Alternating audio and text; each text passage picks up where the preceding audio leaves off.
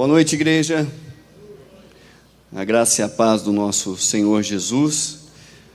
Vamos continuar na nossa série de pregações, que um dia vai ter fim, não sei quando, que é a Confissões, e hoje eu vou entrar num capítulo à parte, que é justamente sobre idolatria.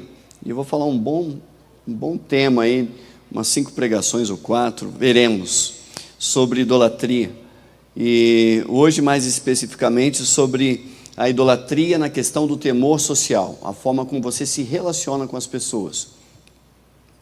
E eu vendo uma curiosa pesquisa aí de um artigo na revista Veja Saúde, e falando do fóbico social, e outro nome para isso é transtorno social, né, ou fobia social.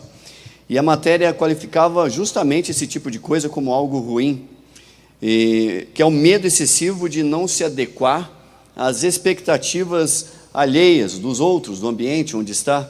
E por conta desse receio aí, é comum esse fóbico social supor exageradamente sobre as coisas, sobre as situações, supõe exageradamente sobre os outros, e como exemplo assim, sempre que errar, vai pensar assim que, não, se eu errar ali vou ser ridicularizado.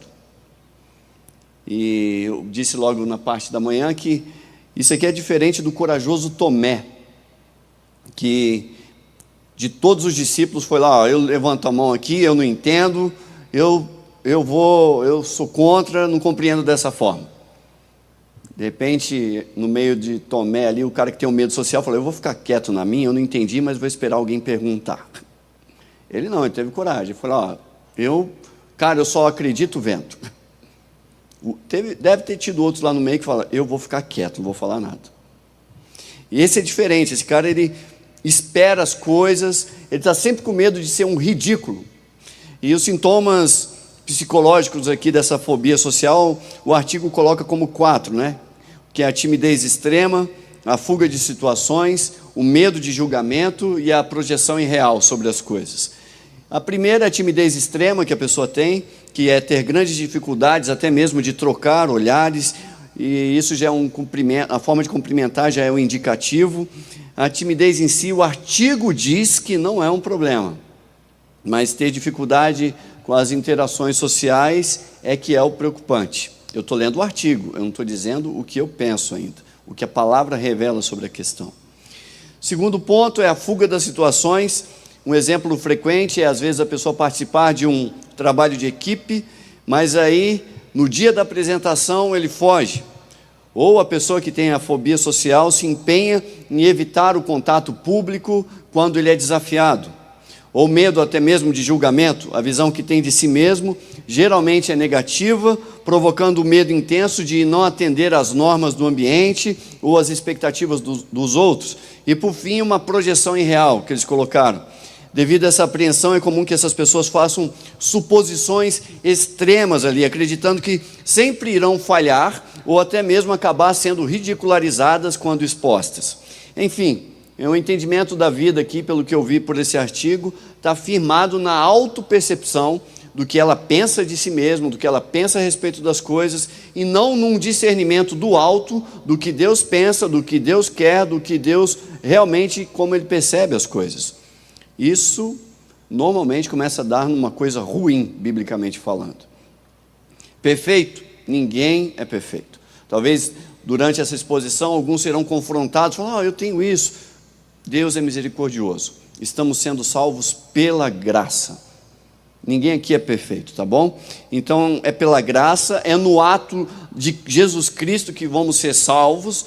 Um dia seremos perfeitos, quando, como Deus fez do pó lá Abraão, Deus fez do pó Adão, seremos refeitos do pó também como Adão fez. Deus vai dar um novo recomeço, e aí seremos perfeitos. Mas até lá, contamos com a graça do Senhor Jesus em nos aperfeiçoar. E justamente com essa série de confissões, o que eu quero mesmo, o que desejo, é desenvolver uma maturidade espiritual na vida da igreja do Senhor. E leva tempo. E tudo isso tem um propósito não de você, poxa, eu vou ouvir essa pregação, agora eu vou ficar bem, eu vou ficar corajoso, eu vou até crescer na empresa. Não. O propósito é que você mude para a honra e glória do Senhor, ainda que os homens não reconheçam. Esta é a ideia. E aí, ao longo das próximas pregações, eu darei justamente ênfase à questão idolátrica nos relacionamentos, compreendendo como é que o pecado pode ser um agente nisso que eu chamo de temor dos homens, que a psicologia chama de fobia social, ou temor social, que eu chamei assim. Evidentemente, Deus quer nos purificar, quer nos libertar disso, mas para a honra e glória dEle. O meu objetivo aqui não é o bem-estar de vocês, é que a posição, a postura de vocês venham ser condizente com que honra e glorifica o nome de Deus. Obviamente, mudando, vocês serão abençoados, mas isso é secundário.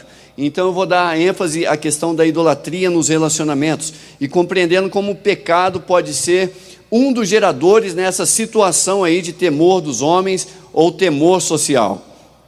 E tem uma diferença aí basicamente de temores. Ou você teme a Deus, ou você teme os homens. E a questão aqui, o temor da idolatria em questão, é a idolatria relacional. Como você se relaciona de uma forma idolátrica com a pessoa. E é justamente aquela que você se alicerça, você se esconde, você quer apoiar na segurança dos homens. E isso suprime, certo? O poder divino de Deus na sua vida. Então, o temor idólatra, ele é justamente aqui uma idolatria relacional com a segurança dos homens. Se eu for lá no meio daqueles homens, sentirei-me seguro, eu quero que um homem me faça seguro, eu quero que aquele ambiente me deixe seguro, que aquelas pessoas me tornem seguro.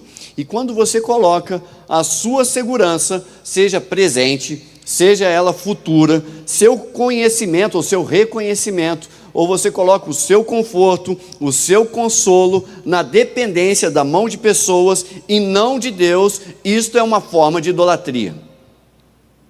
João 12, 43 diz assim: porque amaram mais a glória dos homens que a glória de Deus. A pessoa gosta mais do que os homens pensam, descansam mais sobre o que os homens pensam, querem mais reconhecimento dos homens do que do próprio Deus. E descansam, e amam isso. Então eu dividi aqui esse temor dos homens de 5 formas. Para uma questão mais didática, eu vou apresentar. Hoje a gente vai ficar só com uma. As 5 são, eu coloquei como um temor social. A segunda será como um temor ao cônjuge, que será a próxima pregação. O temor à família, o temor ao trabalho e o temor na forma de se relacionar com todos. Hoje, só idolatria relacional no temor social. E eu vou explicar melhor o que eu quis dizer com temor social. Desse temor social, eu dividi ele em 3 partes. Como é que ele pode se manifestar? Ele pode se manifestar numa crise, na questão da segurança ou na questão da aprovação. Na questão da crise, eu coloquei como o temor da crise econômica. Na segunda questão, eu coloquei como o temor da segurança social. E no terceiro ponto, eu coloquei como o temor da aprovação social. Primeiro, o temor da crise social, irmãos, é um pouco diferente do temor de ser exposto. É um pouco diferente, é justamente aquela incredulidade nas palavras de Deus, e isto justamente impulsiona temores dentro dos homens. E como impulsiona, viu? Muitos temores. Deus, vamos trabalhar aqui com um caso quando Deus fez uma promessa para Abraão. Gênesis 12, 3. Deus prometeu que iria fazer dele uma grande nação. Deus falou: olha, Abraão, é isso que vai acontecer. E deu a palavra. A minha sugestão para vocês, acreditem no que Deus disse, tá bom? É um conselho que eu dou. E aí a gente vai ver um caso de vacilo de Abraão. Em Gênesis 12, de 2 a 3, diz assim: farei de você um grande povo e o abençoarei. Farei de você um grande povo e o abençoarei. Tem como fazer isso e morrer? Não. Tornarei o famoso o seu nome e você será uma bênção. Abençoarei os que abençoarem, amaldiçoarei os que te amaldiçoarem, e por meio de você, todos os povos da terra serão abençoados. Note que imediatamente essa palavra de Deus aí, o medo de Abraão já começa a saltar. Você vai perceber que Abraão ainda teve medo, mesmo depois dessa promessa de Deus.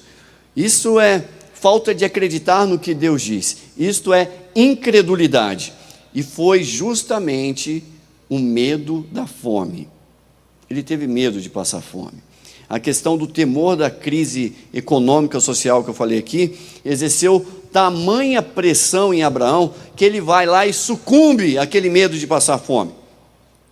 Isso é o temor da vida, o temor da crise, e ele foi por conta própria para o Egito, direção que Deus não tinha orientado. E quando não estamos aí firmados no Senhor e não acreditamos nas palavras dele, a questão do mundo pressiona e se torna um fardo terrível na nossa vida, e aquilo cansa.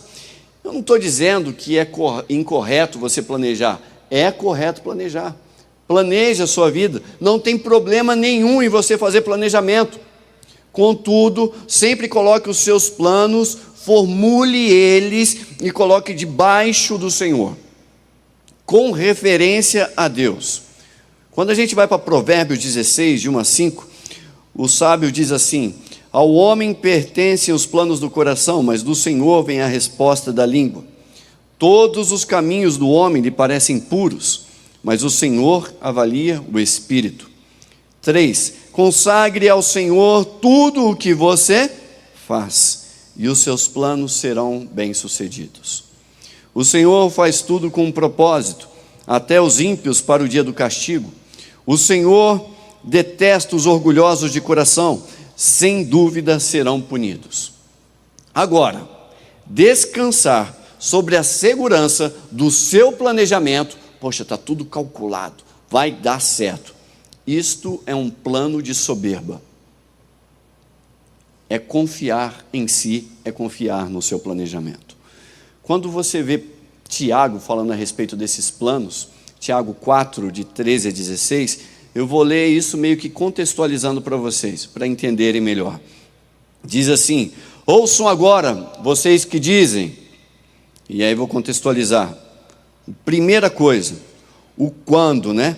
Eu declaro que hoje ou amanhã, tá certo? E aí depois Tiago diz o segundo ponto: eu decreto que iremos para aquela cidade, para aquele local. E depois tem um terceiro aspecto do versículo que ele diz assim, contextualizando: eu determino que ali passaremos 1 ano. E aí no quarto ponto ele coloca: o que faremos lá, a gente vai ter que tomar posse.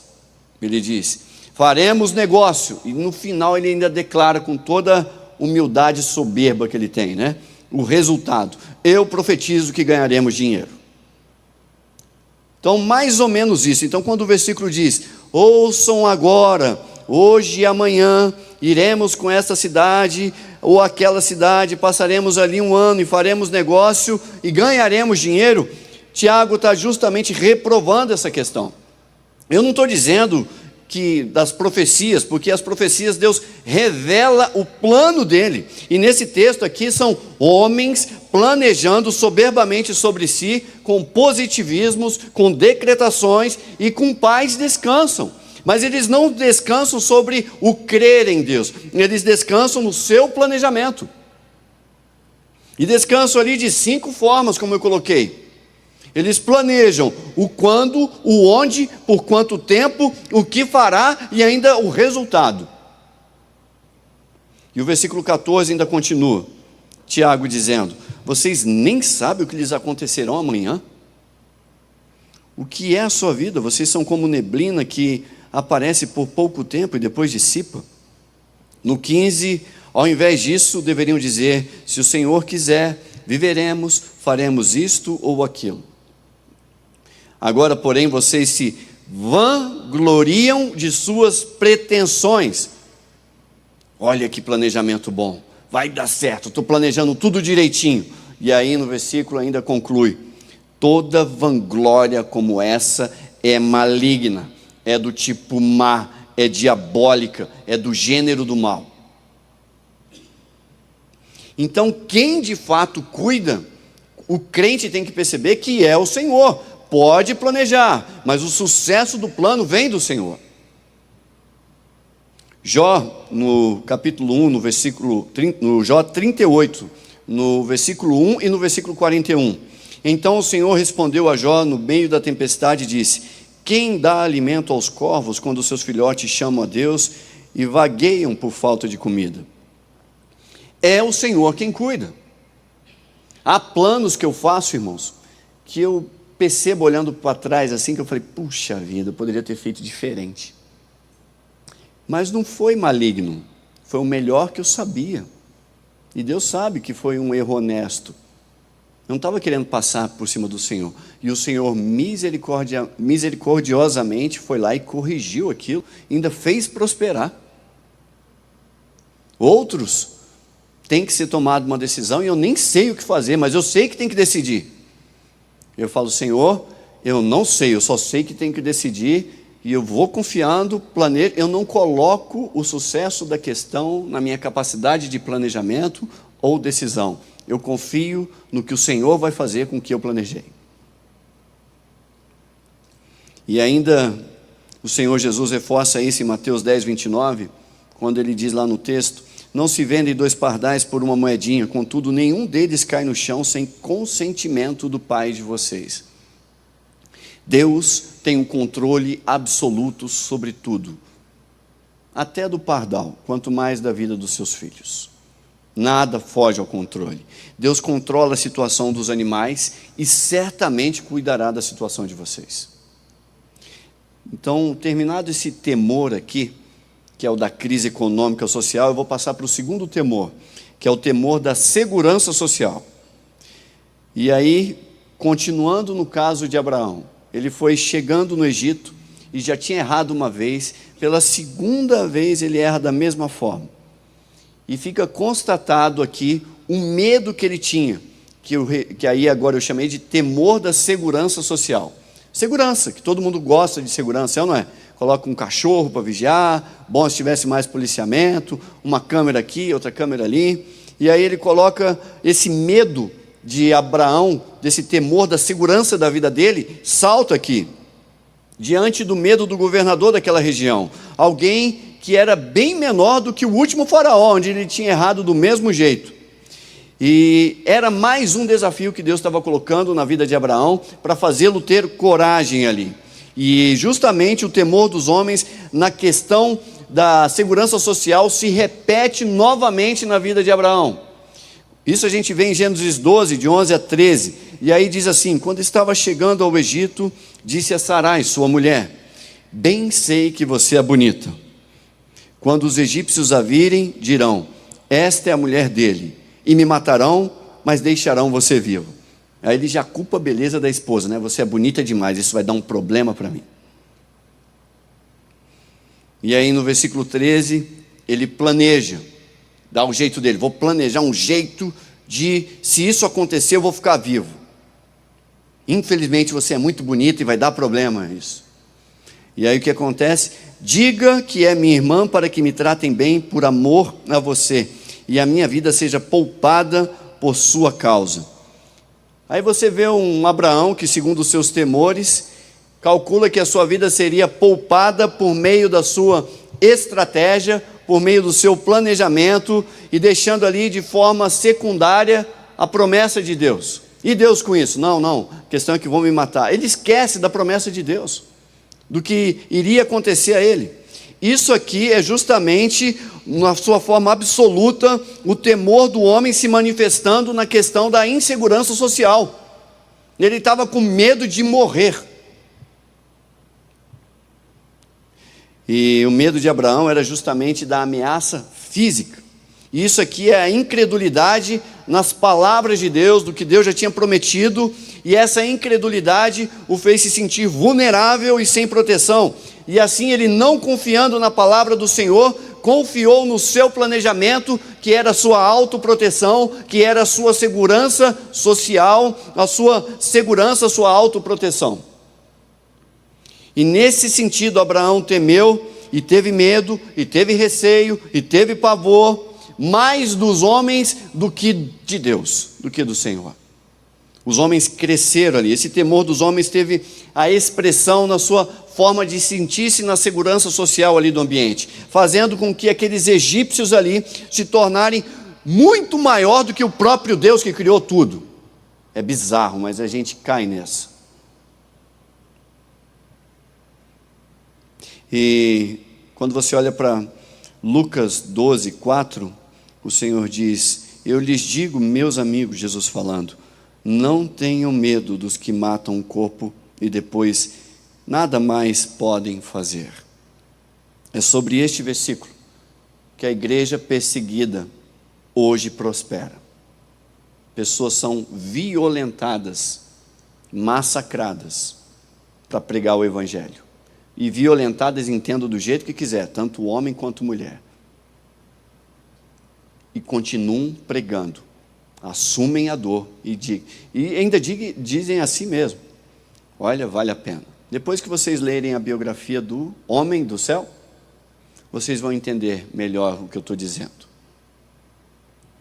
Você vê que aquelas pessoas, aquela biografia, aqueles homens, aquelas mulheres não têm esse temor social da segurança, não tem temor da crise econômica que assola. Eles andam em passos confiantes no temor de Deus. E não estamos nem a 1% do que eles passam e a gente vacila aqui. Incredulidade. E a gente canta aqui, né? És fiel em todo tempo, Senhor, a tua bondade me seguirá, me seguirá, me seguirá. Você canta, mas quando vem um problema, a incredulidade, o temor social, o temor da crise, certo, econômica se manifesta na sua vida. E o temor social de Abraão faz ele recorrer à farsa, à mentira, dizendo-se ali realmente solteiro, sou um solteirão agora, certo? Ninguém vai descobrir, querendo parecer o que ele não é, e sendo solteiro, escondeu até mesmo a sua aliança. Ó, amor, põe a sua aliança aí, eu vou esconder a minha, esse vai ser o nosso planejamento para sermos vivos, e deixando de fato a sua mulher ser assediada e até ser tomada por Faraó como esposa. E como é que ficou isso? E Sara? Imagina Sara. Você no lugar de Sara ia fazer o quê? Sara não teve medo da questão. Sara não teve medo de Faraó. Sara, ainda que o seu marido falhou, certo? Ou tenha falhado naquela questão, Sara confiou seus cuidados em Deus. Diante ali daquele pecaminoso temor de segurança social, de medo da própria vida que assolava Abraão. Sara assumiu a sua posição de serva, esperando realmente que a maturidade do seu marido um dia chegasse. Ela não fez um barraco, ela não pediu um divórcio, porque ela não estava pensando que estava amparada na segurança do seu esposo. Ela estava segura no Deus do seu esposo. E às vezes as mulheres estão esperando, o dia que o meu marido for assim, melhorar assim, então eu estarei segura, então eu estarei bem. Está errado. Você tem que repousar a sua segurança em Deus. Eu não estou dizendo que o seu desejo é errado. Ele é nobre. Mas contudo, a sua segurança primária deve estar no Senhor. E você vê a reação de Sara, descrita em 1 Pedro, no capítulo 3, nos versículos de 5 a 6. Pois era assim que também costumavam adornar-se as santas mulheres do passado, que colocavam a sua esperança em Deus. Elas se sujeitavam aos seus maridos. Mas note o texto anterior. Elas colocavam a sua esperança onde? Em Deus. Ela não colocou a esperança, um dia meu marido vai ser isto. E aí tudo vai ficar melhor. Ela colocava a esperança em Deus. E ela se sujeitava ao seu marido, por temor a esse Deus. E no versículo 6, como Sara, que obedecia a Abraão e lhe chamava Senhor, dela vocês serão filhas, se praticarem o bem e não derem lugar ao que, irmãos? Medo. Temor. E às vezes a gente até canta, né? Temer porque, ou não é? Então, cuidando de Sara, e Deus respondendo essa confiança de Sara, Deus agiu energicamente a fim de destruir aquela farsa toda. Quando vamos em Gênesis 23, certa noite Deus veio para Abimeleque, num sonho, e lhe disse: olha, você morrerá, a mulher que você tomou, está certo aí, ela é casada. e guardou Abimeleque daquele adultério que aconteceria sem querer. E o próprio Abraão foi o quê? Humilhado publicamente, ele foi envergonhado, coisa típica do temor dos homens. Provérbios 29 e 25 diz assim: quem teme ao homem cai em armadilhas, mas quem confia no Senhor está seguro. Onde está a sua segurança? Se está em homens, você teme aos homens. A fé e medo ainda conflitavam aqui no interior de Abraão, e sendo essas aí algumas provas e desafios que Deus estava dando para o desenvolvimento da perseverança de Abraão, algo que era necessário para ele desenvolver para um desafio posterior que aconteceria na sua vida. Ele seria submetido a uma prova tamanha, onde a vitória só poderia ocorrer quando a pessoa alcançasse o temor completo de Deus. Eu confio em Deus, apesar do que esteja acontecendo, apesar do que Deus esteja pedindo, apesar dessa circunstância difícil. O temor do Senhor permite com que a pessoa tenha descanso, mesmo diante de casos extremos de vida e de morte. Salmo 56, de 2 a 4 diz: os meus inimigos pressionam-me sem parar, o tempo todo, perseguição o tempo todo, implacável. Muitos atacam-me arrogantemente. E no versículo 3, mas eu, quando estiver com medo, confiarei em ti. Ele não nega a inclinação interior do seu coração, contudo ele combate isso com a fé que ele tem no Deus dele. Ele usa a racionalidade para confrontar a sua emoção. Isso é santificação. E no versículo 4, em Deus cuja palavra eu louvo, em Deus eu confio, em Deus o que eu não temerei. O que poderá fazer-me o simples mortal? Ele usou do argumento lógico para combater o seu interior abalado emocionalmente. E aí, diversamente de Abraão, aqui nesse início da sua jornada, no caso, Davi, sofrendo ali por conta dos seus agressores filisteus, fala dos seus temores. Ele dormia, e mesmo conseguindo dormir ali, ele sabia que talvez poderia não acordar, mas ele confiava essa situação ao Senhor. Salmos 3,5 diz: eu me deito e durmo, e torno a acordar, porque é o Senhor que me sustém. Então, cada dia que você se levantar da sua cama, agradeça a Deus, porque a noite passou, porque Deus te sustentou. Não foram os seus planos, não foram os seus projetos, não foi a sua segurança, foi porque Deus quis. É Deus quem sustenta a vida. Se Deus define o período de existência de um pardal, não será a minha e a sua que fugirá ao controle dele. E será que Abraão aprendeu isso? A gente vai ver isso na conclusão. Então a gente já viu isso sobre o temor da crise econômica social. Agora eu coloquei para vocês o temor da segurança social. E por último vamos entrar ali no último temor, que é o temor da aprovação social.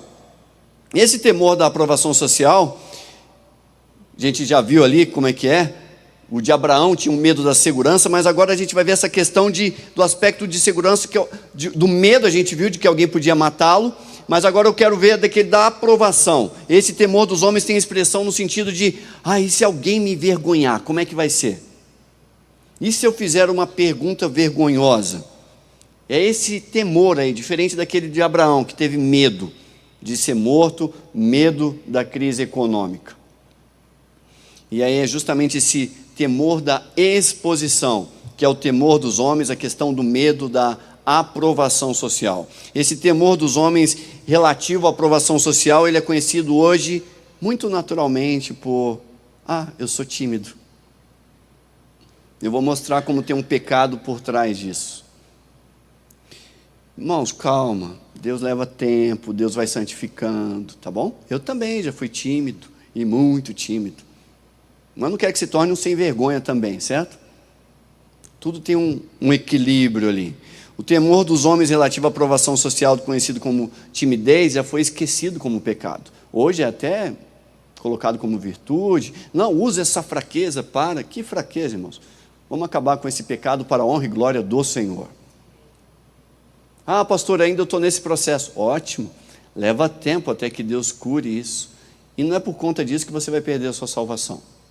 Ninguém aqui é perfeito, é pela graça que estamos sendo salvos. E a gente é tentado justamente nessa questão quando a sociedade reprova as nossas ações, ou talvez ainda quando a gente está naquela rodinha de amigos ou inimigos e queremos atender algumas expectativas ou não frustrar outras. Eu vou colocar aqui quando ela acontece agora no temor entre amizades. Esse é quando a pessoa coloca a sua segurança nas amizades do seu ambiente ali. Se você é solteiro, se você é jovem, adolescente, casado, não sei. Mas muito comum aos jovens aqui, eles sucumbem facilmente aos desejos dos seus amigos, dos seus grupos de amizade, na esperança de fazer parte daquela equipe, daquele grupo de pessoas, daquela rodinha. Se você é solteiro ou não casado, a sua prioridade número 1 deve ser o Senhor. Quando olho para 1 Coríntios 7:32, Paulo diz assim: eu gostaria de vê-los livres de preocupações. O homem, no caso a pessoa, que não é casado, preocupa-se com as coisas do Senhor e como agradar ao Senhor. Essa é a bandeira número 1 da pessoa que não é casada. E deve ser uma exclusiva. Agora, a pressão do grupo, da cultura, quando a pessoa não tem o temor do Senhor, leva à adoração das expectativas daqueles que estão à sua volta. E jovens muitas das vezes tomam decisões tolas o tempo todo por conta do temor da aprovação social de seus amigos. Alguns descansam até mesmo na sua forma de relacionar. Ah, não, eu tenho um amigo rico e é justamente porque ele é rico que eu fico tranquilo. Segurança nos homens. Temor da aprovação social. E às vezes é um relacionamento utilitarista, interesseiro, está indo lá, mas não por amor a Deus, mas querendo colher alguma coisa, e querendo colher segurança de homens e não de Deus. O que importa é ser aceito por Deus. O mundo rejeitou Cristo e foi um sucesso, porque ele agradou a Deus e é o que importava. Mas eu e você não queremos negar a rodinha, a panelinha, aquele grupo, a cultura, o ambiente ou o que pensam de você. No segundo aspecto, ainda tem o temor das inimizades. E aí eu cito o caso de Pedro, que sucumbiu à pressão desse temor da aprovação social.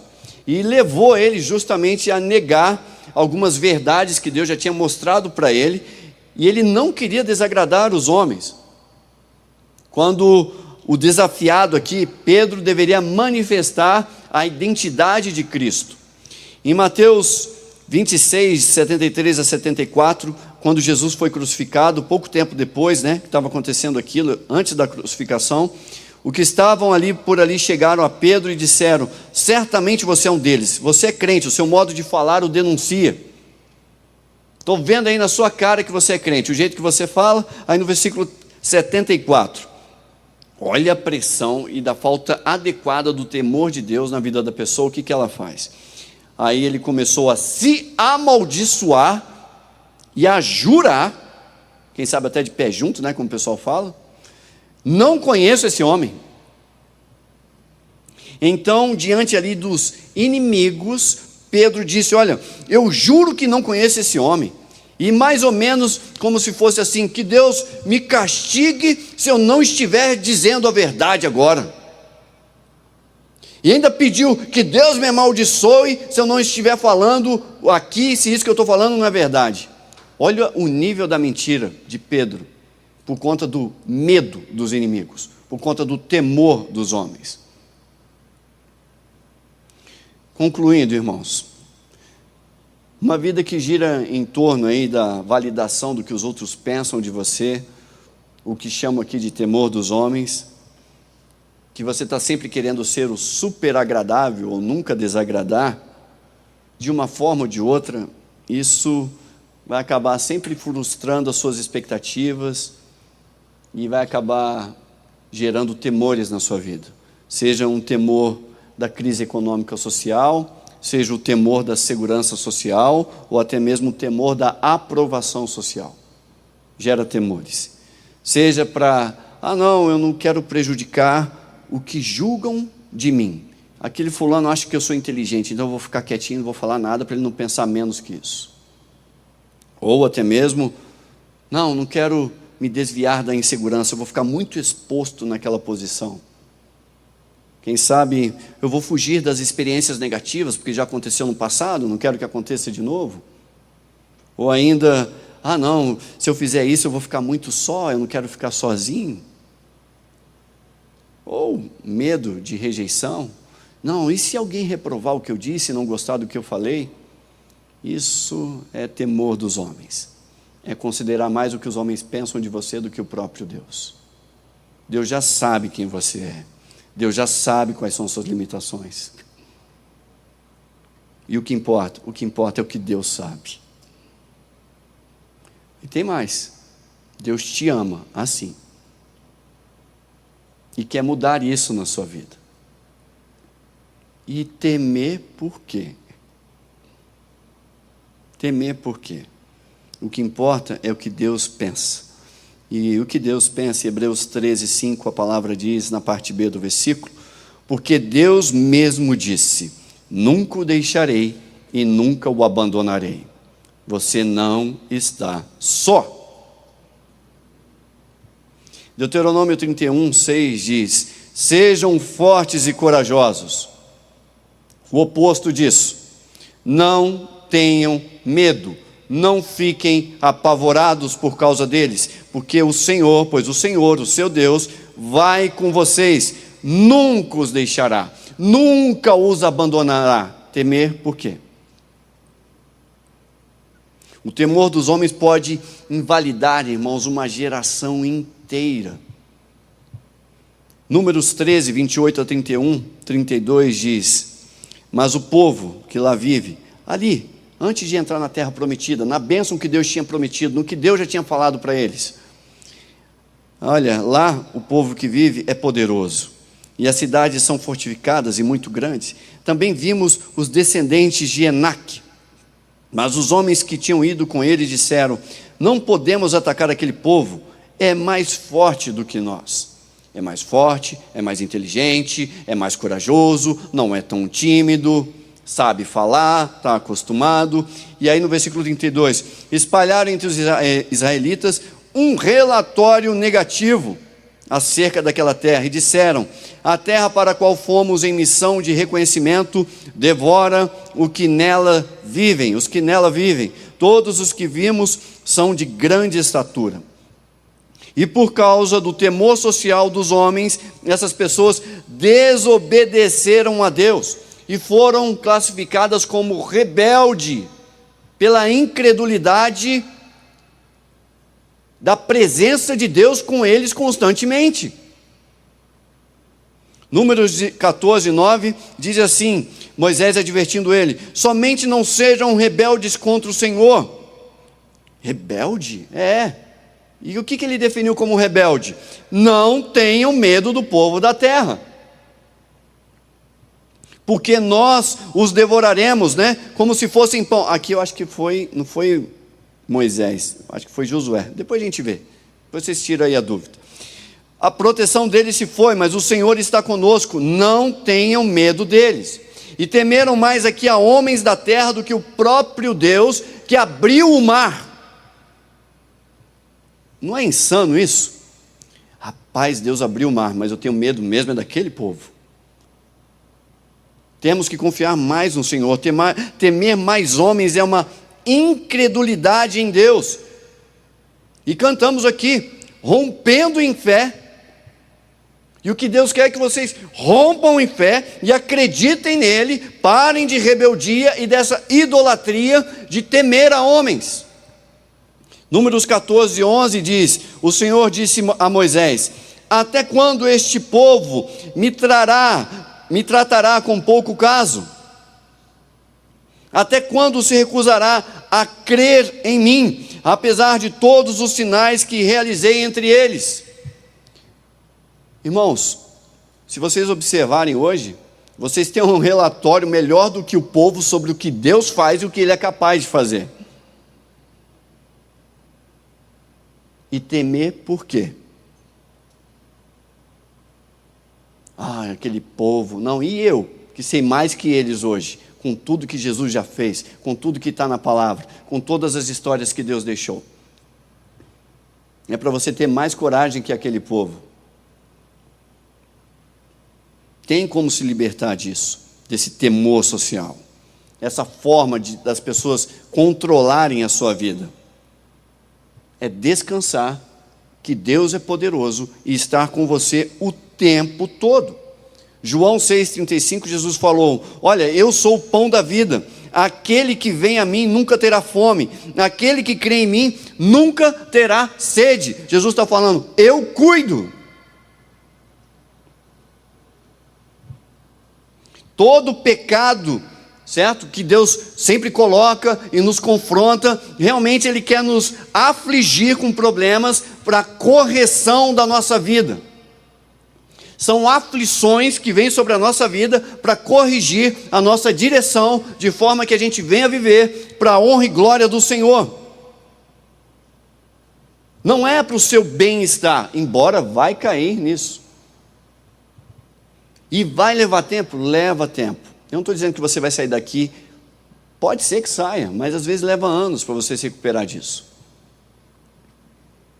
O temor dos homens é algo que leva tempo para ser superado, então, depois dessa conscientização pela palavra de Deus, tenha paciência consigo. Leva tempo. O importante é que vocês estão saindo daqui com este conhecimento. Quando vamos em Atos 10, Pedro estava com fome. E Pedro, ele era ainda seletivo com a sua forma de comer, sabe? Ele estava todo regradinho, tinha suas regras, tinha lá tudo certinho da forma de comer. Era como se fosse o vegano da época, tá bom? E aí ele foi na casa de um gentil como se fosse o churrasqueiro da época, o carnívoro da coisa. E ele estava com cisma de se alimentar ali, né? Falou: poxa, não é a minha... eu estou com fome, mas não tenho o que eu quero e o que eu posso comer. E aí, em Atos 10, de 9 a 15, por volta de meio-dia, quando eles estavam viajando e se aproximavam de uma cidade, Pedro subiu para um terraço para orar. E teve fome, e queria comer. E enquanto a refeição estava sendo preparada, caiu num êxtase. E viu o céu aberto, algo semelhante a um grande lençol que descia à terra, preso pelas 4 pontas, contendo toda a espécie de quadrúpedes, répteis. Répteis, já comeram répteis? Eu já. E as aves do céu. E então uma voz lhe disse: levanta, Pedro, mate e come. Já pensou réptil no seu cardápio? Cara, eu estava com fome, eu tive que comer cobra, eu estava com fome. Eu vou falar para vocês que não precisei nem da visão de Pedro, eu comi mesmo. E aí Pedro fala: de modo nenhum, Senhor, jamais comi algo impuro ou imundo. E a voz falou segunda vez: não chame impuro ao que Deus purificou. E depois dessa visão, Pedro viu que ele entendeu que a tal da, como diz no nordestino lá, a galinha da cabidela, aquela galinha feita ao molho pardo, feita às vezes no sangue, a dobradinha, que a buchada, a feijoada estava liberada por Deus. Eu não estou dizendo que para vocês tem que comer, tá? Não estou dizendo isso. Vocês podem comer se quiserem. Só estou dando exemplo. E aí ele participou ali naquela refeição com os não veganos da época, com as suas comidas e aquele hábito alimentar novo. Só que o que aconteceu? Em Gálatas 2,12, houve um problema que Pedro sucumbiu ao temor dos homens. Ele não queria desagradar o pessoal que era da circuncisão, os judeus que era da cultura dele. E diz assim: pois antes de chegarem alguns da parte de Tiago, ele comia com os gentios. Alguns aí, irmãos, eram os pastores de Tiago. Você vê como é que a igreja, o Senhor trabalha na igreja de forma diferente? Nessa época, os líderes da igreja não eram os apóstolos, eram os pastores. Os apóstolos continuavam sendo missionários ali. E Pedro, que era o apóstolo que andou com Jesus, estava com medo dos pastores de Tiago, que nem apóstolo foi. Caramba, chegou os pastores aí.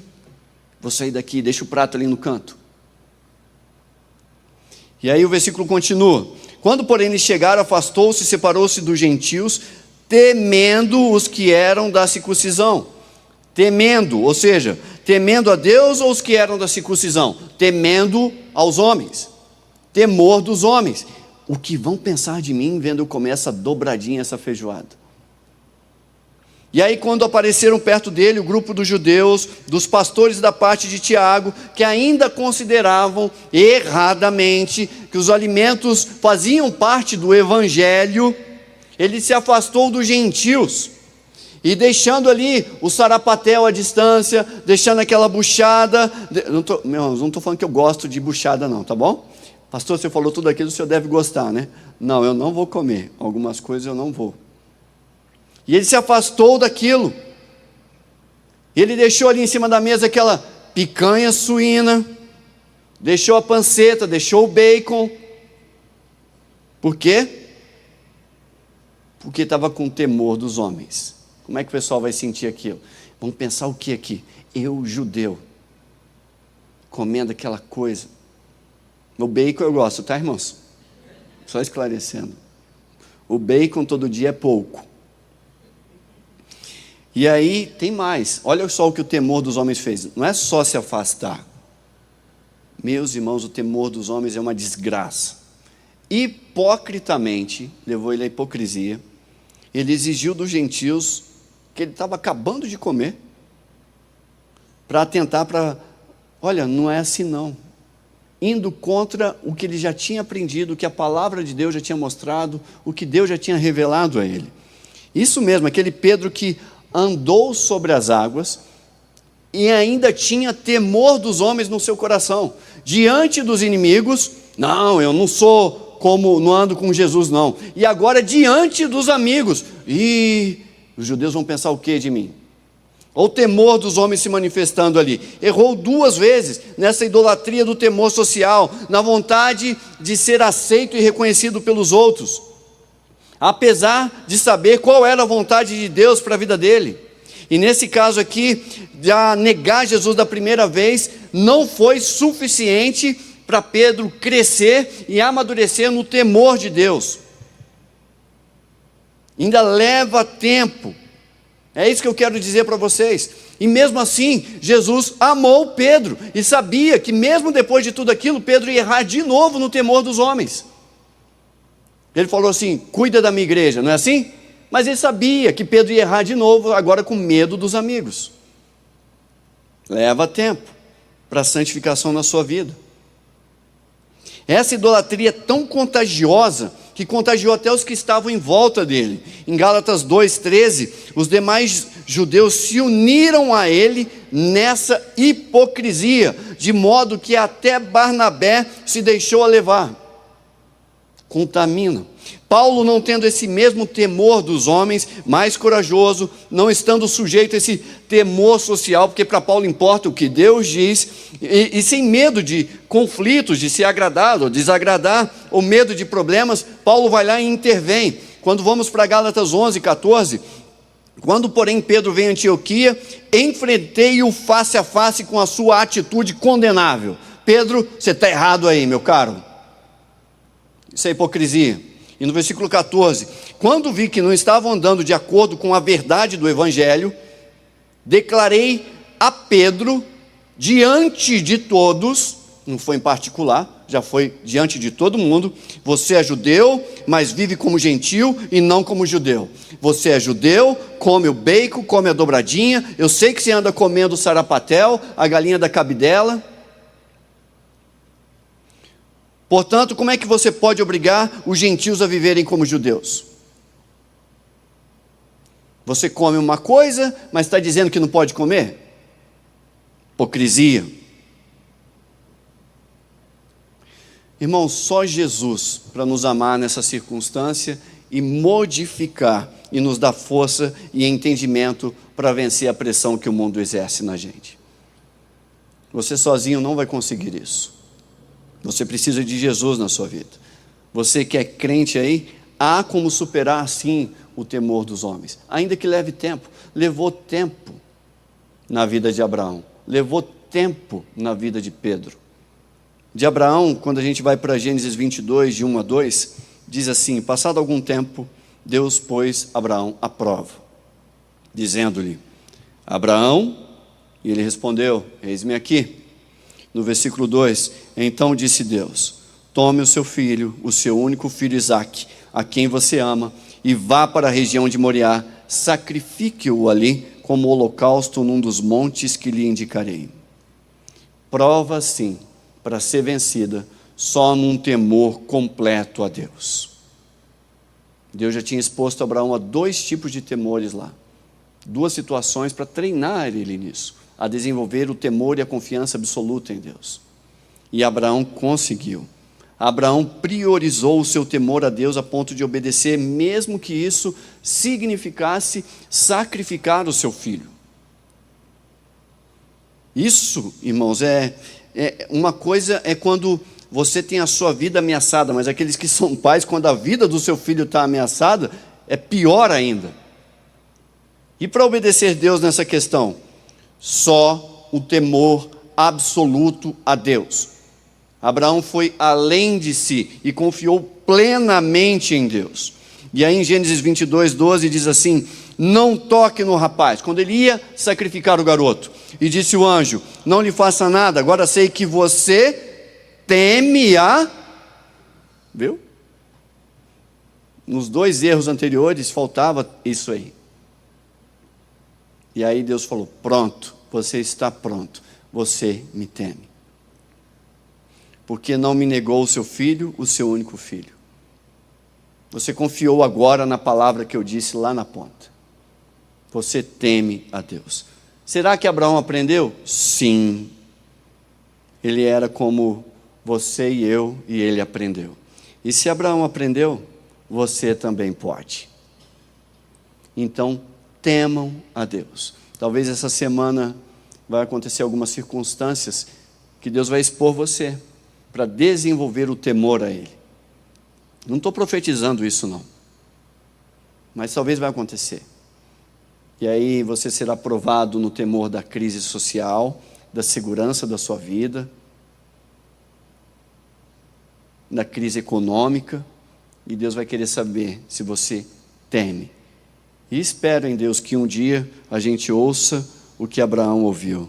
Agora sei que você teme a Deus. Amém? E, irmão, só para concluir, até aqui a palavra. Vamos colocar em pé? Vamos orar? Curve a sua cabeça, pense aí as vezes que você negou Deus, por temor aos homens. Medo das circunstâncias, da crise econômica, medo da segurança da própria vida, medo realmente de ser aceito socialmente. E peça perdão a Deus. E ajude, fala: Senhor, eu quero ser como Abraão. O Senhor está vendo o medo que está no meu interior, mas eu quero realmente descansar no Senhor. É o Senhor quem me fortalece, é o Senhor quem me dá força, é o Senhor quem guarda, é o Senhor quem me preserva. Pai, está aqui a tua igreja, Senhor, e queremos ser realmente como Cristo Jesus, que indo contra todo mundo, sustentou e buscou ser a imagem do Senhor, uma imagem exata. Pai, nós não somos como Cristo, mas queremos buscar cada dia mais ter essa coragem de ir contra o mundo, de ir contra o medo que assola da crise econômica, contra aquele medo que assola, Pai, de ser rejeitado pelas pessoas ou pelo ambiente, ou Pai, ou também pelo aquele medo, ó Deus, da segurança da vida. Pai, queremos realmente deixar esses temores e sujeitar a nossa vida ao temor do Senhor. E lançar fora, Pai, a farsa, a hipocrisia, toda a contaminação, e, Pai, sustentar a imagem de Cristo Jesus.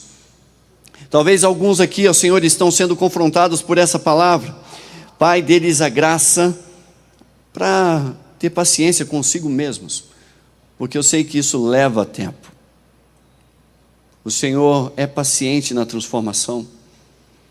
E, Pai, assim como Pedro um dia amadureceu e se entregou completamente ao Senhor, como Abraão o fez, queremos também na nossa vida. E eu sei que um fardo será arrancado dos nossos ombros. O que importa é que o Senhor está conosco e o que o Senhor pensa de nós. Queremos honrar e glorificar ao Senhor com a nossa vida. Em nome de Jesus, amém. Uma palavra, irmãos, eu vou chamar de uma palavra essencial. Vocês vão entender isso. Eclesiastes 12:13 diz: agora que já se ouviu tudo, aqui está a conclusão. tema a Deus e guarde os seus mandamentos, pois isso é o essencial para o homem. Então guarde o essencial, temer a Deus e guardar os mandamentos. Isto é o essencial. Amém? Que o amor de Deus que nos traz segurança, a verdadeira segurança, e que a graça de Jesus que nos salva de todos os temores, nos resgata, nos aperfeiçoa e nos modifica, como modificou a Pedro e tantos outros, e a comunhão do Espírito Santo, aquele companheiro constante com você, selado o tempo todo, nunca te deixando só, seja com você hoje e para sempre. Amém? Vão na paz, que Deus os abençoe. Amém, irmãos?